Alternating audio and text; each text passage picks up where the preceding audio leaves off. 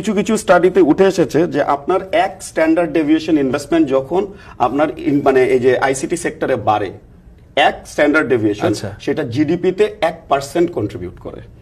তো আপনার যেহেতু জিডিপির গ্রোথ ধরেন 7%-এর মতো, বাংলাদেশে 6 থেকে 7-এ আমরা ঘোরাফেরা করি, তাহলে এক স্ট্যান্ডার্ড ডেভিয়েশন ইনভেস্টমেন্ট বাড়লে সেটা 1% জিডিপি বাড়াতে পারে।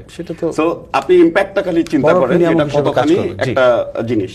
এখন আসেন আইএমএফ এরই লাইব্রেরিতে ঘাটলে আপনি একটা স্টাডি পাবেন যেটা তারা মধ্যপ্রাচ্যে করেছে। অয়েল বেসড কান্ট্রি যেগুলো, যাদের খনিজ সম্পদ আছে, আমি একটু আগে বলছিলাম যে খনিজ সম্পদ আমাদের নেই, আমাদেরকে জ্ঞান ভিত্তিক ইকোনমি, খনিজ সম্পদ ভিত্তিক ওই মধ্যপ্রাচ্যের দেশগুলোতে তাদের স্টাডি বলে যে তারা নন অয়েল সেক্টর, মানে যেগুলো আসলে নন অয়েল এমনি জেনারেল সেক্টর, সেগুলোতে যখন এক ইউনিট ইনভেস্টমেন্ট করা হয় সেখান থেকে 1.8 ইউনিট মানে টোটাল তো 0.8 ইউনিট এডিশনাল রিটার্ন আসে।